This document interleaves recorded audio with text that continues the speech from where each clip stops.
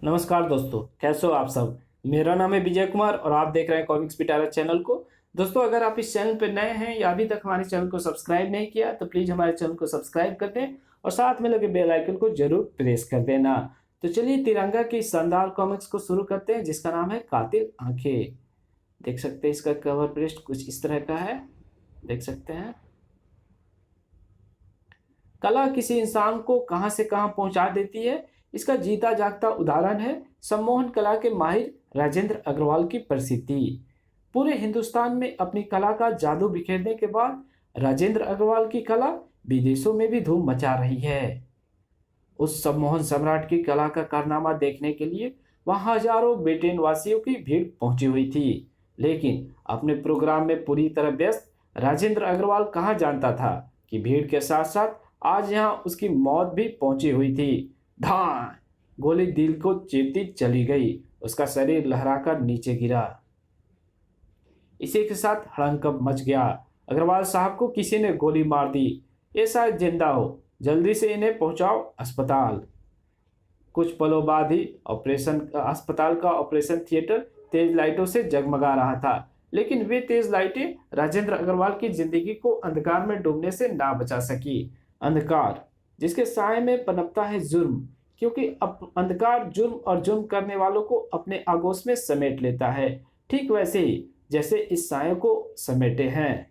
जिसके नपे तुले अंदाज में उठते कदमों कदमों से प्रतीत होता है कि वो अच्छी तरह जानता है कि क्या है उसका मकसद और क्या है उसकी मंजिल। उसने धीरे से खिड़की खोली और चुपके से पहुंच गया अंदर। अंदर अंधेरे में उल्लू सी चमकती उसकी आंखें निसंदेह ही तलाश कर रही थी शिकार। लेकिन शिकार के पास पहुंचते ही शिकारी को पता चल गया कि शिकार तो पहले ही शिकार हो चुका था। शिकार हताशा हुआ, लेकिन एक पल के लिए। दूसरे ही पल उसने अपनी आंखें लाश की आंखों पर टिका दी। इस स्थिति में अभी उसे एक पल भी नहीं गुजरा कि उस आहट ने उसे चिपका दिया। टनाक! दूसरे क्षण उसने चीते की सी तेजी से मकान से बाहर छलांग लगाई और अंधकार में गुम होने के लिए दौड़ पड़ा। कभी कभी काले साए अंधकार में गुम नहीं हो पाते हैं। तब जब आ पहुंचता है तिरंगा, परचम देशभक्ति का दिलों में फहराने के लिए। तिरंगा लहराता है जुल्म को मिटाने के लिए। तिरंगा के इस बार के साथ वो उछलकर दूर जा तो गिरा, लेकिन दूसरे ही पल बला की तेजी से संभला। पर हर तेजी बेकार थी उस छलावे के सामने। अब तू बताएगा, रात के अंधेरे का फायदा उठाकर तो किस काले काम से अपने हाथ रंगकर आ रहा है। छपा! सही का तिरंगा, मेरे हाथ सचमुच काले हैं इस काले कीचड़ से जो तेरी आंखों को कुछ देर के लिए काले अंधेरे में पहुंचा देगी। छपाक! अप्रत्याशित ढंग से उस शख्स के द्वारा उछाली गई कीचड़ सीधे तिरंगा की आंखों से टकराई।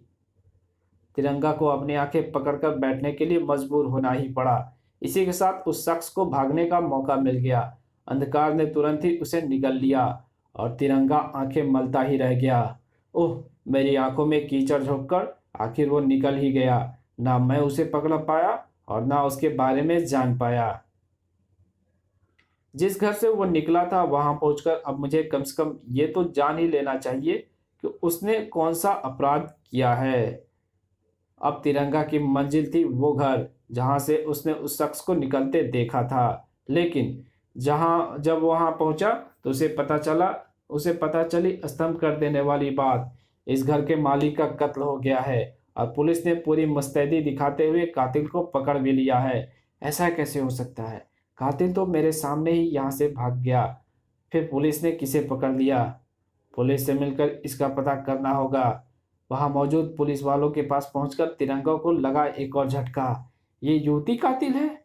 इसकी भोली सूरत पर मत जाओ तिरंगा, बड़ी क्रूर हत्यारी है ये। बड़ी ही बेरहमी से इसने एक इंसान का कत्ल कर दिया है।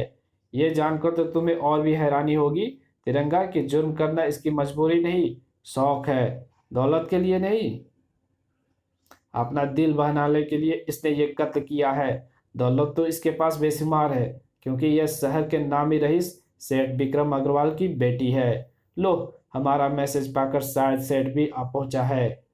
छी! आने वाला सेठ विक्रम अग्रवाल ही था। छवि मेरी बच्ची, पापा।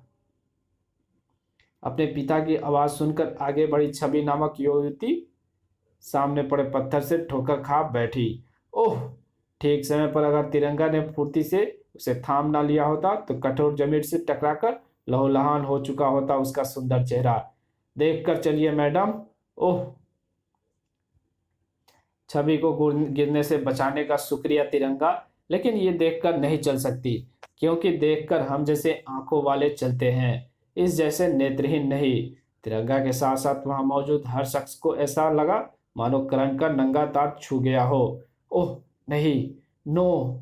हाँ इंस्पेक्टर, तभी तो मैंने फोन पर तुमसे कहा था कि मेरी बच्ची कत्ल नहीं कर सकती। सेठ जी ठीक कह रहे हैं इंस्पेक्टर। छवि हत्यारा नहीं हो सकती। हत्यारा कोई और है, जो अभी कुछ देर पहले मेरे हाथों से बचकर निकल भागा। छवि बेगुनाह है। तुम्हें जरूर धोखा हुआ है तिरंगा। हालात चीख चीख कर कह रहे हैं कि यही हत्यारी है। अब टूटी छवि की चुप्पी। मैं कैलाश अंकल के पास सिर्फ इसलिए आई थी कि वे मेरे मरहूम राजेंद्र अंकल के सहयोगी थे। उनसे अंकल के बारे में बात करके मैं अपने दिल का बोझ हल्का करने आई थी। लेकिन यहाँ पहुंचकर जब मैंने कैलाश अंकल को छुआ तो पता चला वो मर चुके हैं। इसी चक्कर में उनका खून मेरे कपड़ों पर लग गया होगा।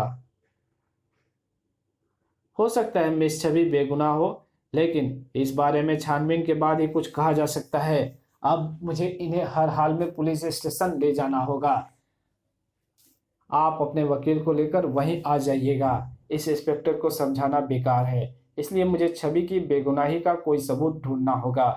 तिरंगा तुरंत ही अंदर पहुंचा। उफ! कातिल ने इसके दो टुकड़े कर दिए हैं। बेवकूफ़ है वो इंस्पेक्टर। उसे तो लाश की हालत देखकर ही समझ जाना चाहिए कि लाश को यूं दो टुकड़ों में बांटना किसी नाजुक और अंधी लड़की का नहीं, किसी तगड़े और शातिर आदमी का काम है। किसी सबूत की तलाश में सारे कमरे में घूमती तिरंगा की पैनी निगाह उस सबूत तक पुलिस वालों से पहले पहुंची। खून से सना किसी आदमी के जूते का निशान। बड़ा ही असाधारण साइज है इसका, लगभग 11 नंबर। जिसके पैर में 11 नंबर का जूता आता है वो निस्संदेह ही काफी हट्टा कट्टा होगा। इतना कि कैलाश राज जैसे आदमी को दो टुकड़े में आसानी से बांट सके। ये सूत्र जल्दी ही पुलिस के हाथ भी लग जाएगा, और वो भी पूरे जोर शोर से हत्यारे की तलाश में जुट जाएगी, जिससे वो सतर्क भी हो सकता है। इसलिए उसे चुपके से दबोचने के लिए उस तक पहुंचने की कार्रवाई करने में जुट जाना चाहिए। तिरंगा ने तुरंत ही तिरंगा की तलाश शुरू हो गई। ऐसे असाधारण आकार के जूते निस्संदेह ही ऑर्डर देकर विशेष रूप से जूते बनाने वाली किसी दुकान से बनवाए गए होंगे, और ऐसी दुकान का पता इस येलो पेजिस में आसानी से मिल सकता है। मेरा सोचना सही निकला। ऐसी दुकानें की संख्या बहुत कम है, टेलीफोन्स के द्वारा जिनसे कुछ ही देर में कांटेक्ट किया जा सकता है। फिर तिरंगा ने जो फ़ोन मिलाना शुरू किया तो कामयाब होकर ही रुका। जी हाँ, हम अपने एक कस्टमर के लिए नंबर 11 नंबर का जूता बनाते हैं। क्या आप मुझे उस कस्टमर का नाम और पता बताने का कष्ट करेंगे? जी हाँ, उसका पता है 20 तारा अपार्टमेंट, और नाम है यशवंत राव भोसले। यही रहता है वह हत्यारा जिसने आज के बाद सेंट्रल जेल में जाकर रहना है। तिरंगा अंदर पहुंचा और घेर दिया गया। ओह भाई लोग पहले ही मेरे स्वागत में खड़े हैं, और वो भी इतनी रात गए। चलो स्वागत हो गया है, अब सो जाओ, क्योंकि इतनी रात गए जागना बच्चों की सेहत के लिए बहुत बुरा होता है। धार धार 1 मिनट, तुम लंबी नींद सोने से पहले मुझे बताओगे कि यशवंत राव भोसले कहाँ है? ये यहाँ है यशवंत राव भोसले। तूने मेरे बॉडीगार्ड को मारा है। अब तू मेरी गोली से नहीं बचेगा इब्राहिम के पिल्ले। तूने मुझे अपने किसी दुश्मन का आदमी समझकर अपशब्द कहे, लेकिन तुम्हारे थोड़े पर लगने वाली ये किक उन अपशब्दों के लिए नहीं, बल्कि इसलिए है कि तुम ये कबूल करो कि तुमने कैलाश राज का खून किया है। धाड़! तिरंगा के एक ही वार में यशवंत राव भोसले की धिक बंद गई। मैं किसी कैलाश राज को नहीं जानता। मैंने किसी का कत्ल नहीं किया। ये मेरे एक ही वार में धराशायी हो गया, जबकि कातिल तो बेहद फुर्तीला और ताकतवर था। मेरे वारों के प्रत्युत्तर में ना तो वो कोई वार कर रहा है और ना ही भागने का प्रयास। इस बात से प्रतीत होता है कि मैं गलत जगह आ पहुंचा हूँ। एक कैलाश राज का कातिल नहीं, हालांकि इसके जूते का नंबर 11 ही है। जैसे ही तिरंगा ने जूता देखा, वैसे ही मानो यशवंत राय भोसले सब समझ गया। 11 नंबर के जूते वाले जिस आदमी की तुम्हें तलाश है, वो मैं नहीं हूँ, बलवान ही हो सकता है। और वो भी 11 नंबर के जूते पहनता है। वो जूते की फैक्ट्री का मालिक है। इस समय वो तुम्हें 5 स्टार डिस्को में मिलेगा। रोज रात को डांस करने वहीं जाता है। बलवान सिंह। शायद वही मेरा शिकार हो।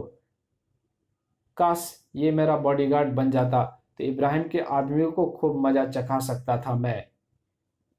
तिरंगा जिसकी खोज में मारा मारा फिर रहा था, वो बलवान सिंह अंदर डिस्को लाइटों से अच्छी लाइटें बाहर मौजूद है। वाहनों की तेज लाइट उसे डिस्को लाइट से अच्छी लग रही थी। अंदर बजने वाले संगीत से ज्यादा मस्त संगीत यहाँ है। ट्रैफिक का शोर उसे मस्त संगीत लग रहा था। और ऐसा इसलिए हो रहा था कि सुनी सुनी सी उसकी थी आंखें। खोया खोया था उसका मस्तिष्क। दिन दुनिया से बेखबर था उसका शरीर।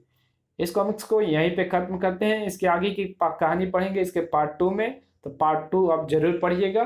तो मिलते हैं इसके पार्ट 2 में। तब तक के लिए बाय।